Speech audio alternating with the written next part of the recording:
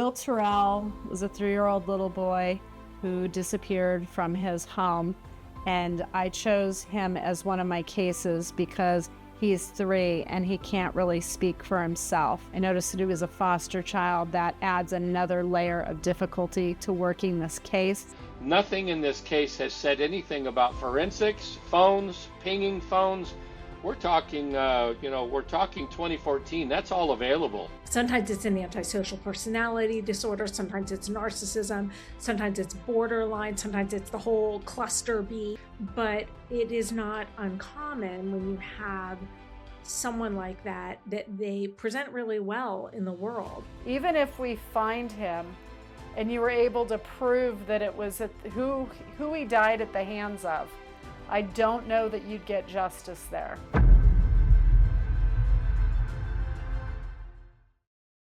Thank you for having me, Brisbane. And a lot of people wanted this case in particular worked. And when I went into it, I have no preconceived notions. I didn't know who William was. I'd never heard of the case. And so I just want you to know, when I start a case, I really don't want to know anything about it. So the first thing I do is a write-up. So I had a picture of William and just his first name, and I start writing the impressions I get connected to him, which I'll share some of. With that being said, I'm not in the States right now, so the things that I say, I have to watch what I say. I can't speak as freely as maybe I'd like to because the laws here are different. So as I go through this case, I want you to keep in mind there are some things that I'm not going to be able to say. However, when I get back to the States, if I were to, have a podcast episode, I would be able to speak freely then. Yeah. I know that all of the people involved in trying to find William truly care about him and really wanted to find him. I was a little surprised in this particular case, though. You're supposed to go in looking at evidence and facts and work a case according to the evidence and facts. And it felt to me like this case was worked from an emotional place, which investigators aren't supposed to do. So I'm going to walk you through it. We're going to go through the timeline, which some of you will be privy to already. And we're going to go through it. And then I'm going to give you some information that maybe you don't know, and we'll share that.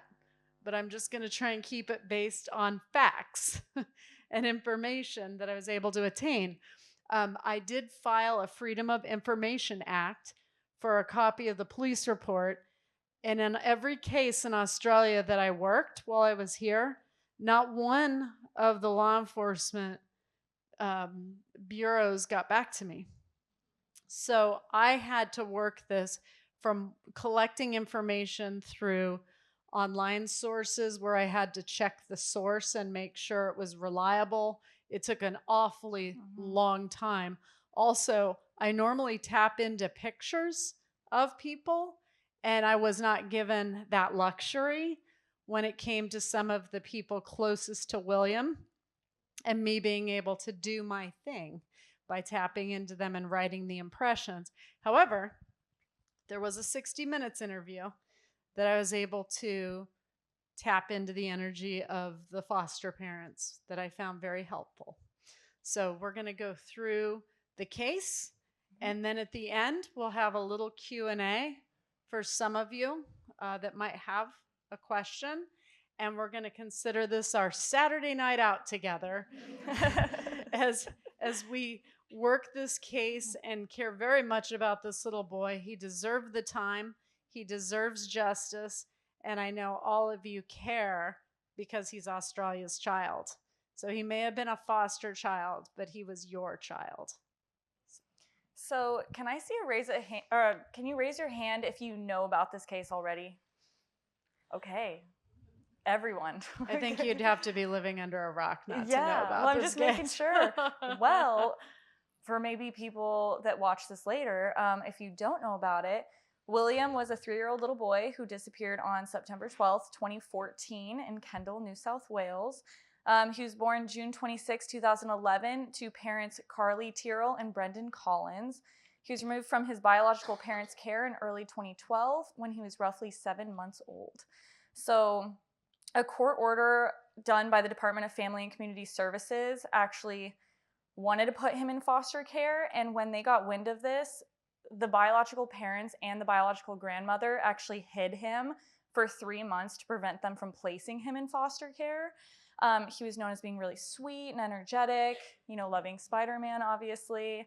But yeah, he was with his foster parents for 2.5 years until he disappeared. Okay. So now the day he disappeared, first we'll start the day before, which was September 11th. So William and his foster family decided to drive up to their grandma's place. So they lived in Sydney, but then drove to Kendall to see her. And then... And let me just add to that day that you're talking about. One of the things that I found important that I had to do an awful lot of digging to get, I'm like, outside of the foster family, who was the last person to see William alive? So he was taken out of his daycare, that day on the 11th. Yep. So the daycare workers may have been the last people. But again, it was hard to track down information. And if you know otherwise, I'm happy to hear it. But what I was able to gather was they picked him up from daycare early. And that's who I would assume would be the last. Because I would look at them and you're not looking at the foster family and taking them at their word. You have to make sure there's an outside source that doesn't have any sort of hand in the game of what they want the outcome to be. You can't take them at their words. So I would say the daycare probably were the last people. Yeah. And then on September 12th, the day he disappeared, so we went through a lot of sources and there were a lot of different answers. But what we gathered was him and his sister were playing tag while the foster mother and grandma were watching them.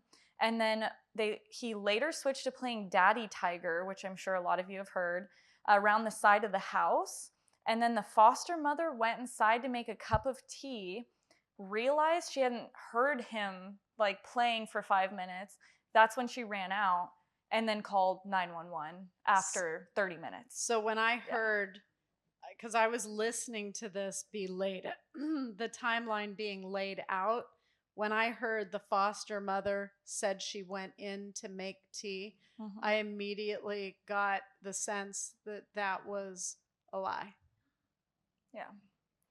So when we look at the timeline, that photo that you've seen everywhere, the one of him in the Spider-Man suit, was taken at 9:37 a.m. And then between 10 and 10:25, he was last seen with his sister. 10:30, the foster mom went in to make tea. 10:35, she hadn't heard from him. And then between 10:35 and 10:50 is when the foster dad came home and then started to help looking. And then 10:57 is when she called 000. And 11:06, the police arrived. So for clarification too, when I get a sense of something, when I feel like somebody's being deceptive, it was when she said she went in to make a cup of tea while William was playing in the yard, that was deceptive. That was my sense. She may have made a cup of tea, but not while he was playing in the yard. So I just wanted to be clear. The foster grandma, she was watching. Where was she? Yeah, where was she? So that was another thing. The foster grandmother seemed. I watched an interview with her, just a short 3-minute interview, and I know this is, I have to pull things apart, and she was nervous. She was clearly nervous in the interview as she walked through the house with the reporter. And then she went outside, but I was looking at her words very carefully at what she was saying about William, and they almost seemed a little targeted. Like he was taking over everything. When he was playing with his sister, she was trying to teach him how to roll dice, and he kept throwing the dice. Like he didn't want it. It just seemed like when it came to him, the way she was talking about him seemed like he was a little out of control kind of a kid. And then she showed the reporter that he ran around the side of the house and disappeared. And I never heard another sound from him. And first of all, when you watch a child, that means your eyes are on the child. if a 3-year-old runs around the back of the house and it backs up to the bush, I'm going to run around the side to make sure he's okay. So I just thought the grandmother, they kind of were a little ambiguous, and the story kept changing incrementally with timelines and other details. Well, so we wanted to show you guys a little clip of the 000 call that the foster mother made, just so you can hear how she's speaking and try and put yourself in the mindset of a mother who just, like, their kid just disappeared, and this is only like 30 minutes afterward. Okay. Police emergency, this is Simone. Yeah, hi. My son is missing. He's 3.5. Okay. Sorry. What's your address? Centeroon Drive, Yep. Kendall. Okay. How long has he been missing? I think we've been looking for him now for about 15 or 20 minutes, but Okay.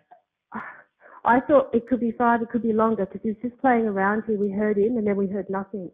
He's wearing a Spider-Man outfit. There wasn't anyone suspicious in the area? Any vehicles? No. Okay. Well, not that I'm aware of. I was out there talking with Mum and my other daughter, so. Okay. And we heard him roaring around the garden, and then I thought, oh, I haven't heard him. I better go check on him and Okay. All right. find him. So for parents out there, how many of you with children, and I know this because I have 3, they're playing hide and seek and they are missing for 5 to 10 minutes, and then you call 911.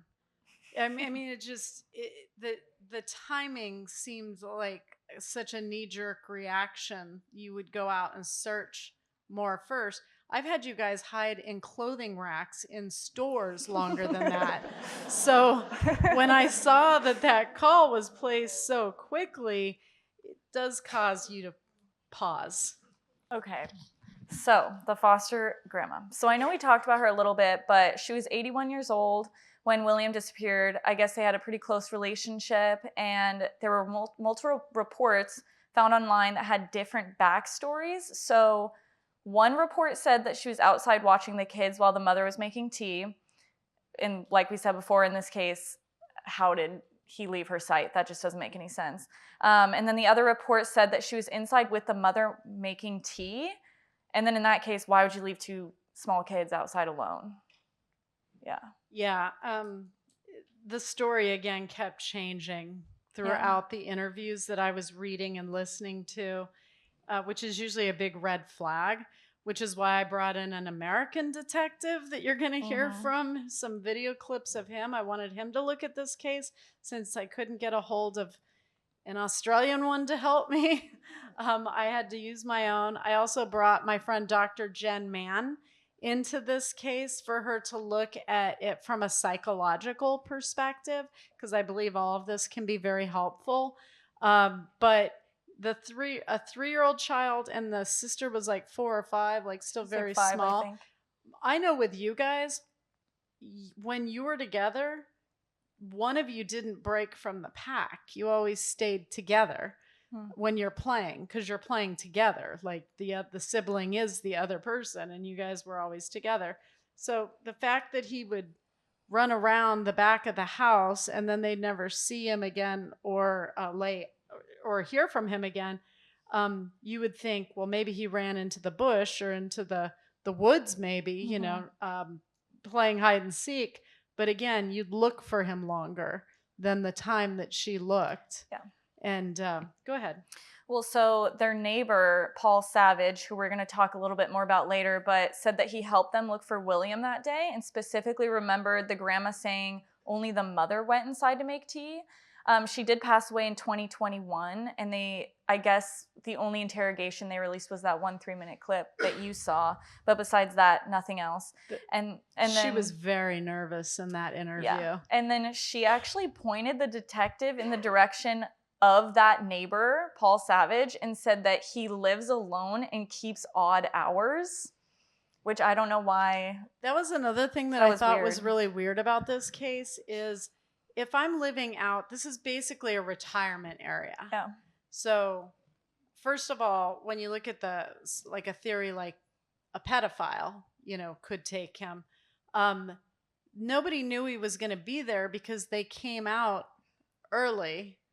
They weren't expecting him that early, and so they didn't even know William was going to be there. So somebody was waiting in the back of the house because they're psychic and know that there's a 3-year-old that's going to be there. Like I was just really having trouble wrapping my mind around this one.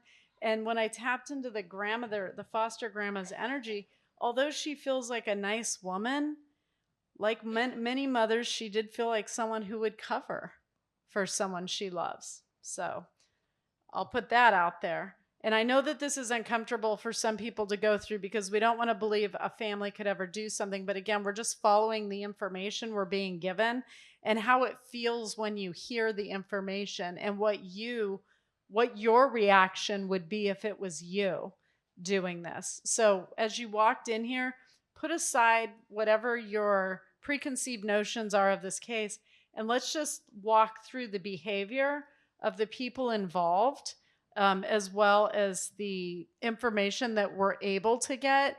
And you guys have a lot of secrets out here. Like it was really hard to get information on this case, on all of the cases that we worked. And I know that law enforcement, most of my friends are actually cops and DAs, and I love my legal eagles, but I don't understand. It seemed like there was some stonewalling here because the public could be really helpful. You've got eyes and ears, your neighbors, your community members, your family members, friends. You'd be able to give some valuable information, I think, to the police. That's normally how it works where we're from, where we let the public be the eyes and ears and come to you with tips. But it's hard to give tips when you don't know what you're looking for, aside from just a confession that you may be privy to.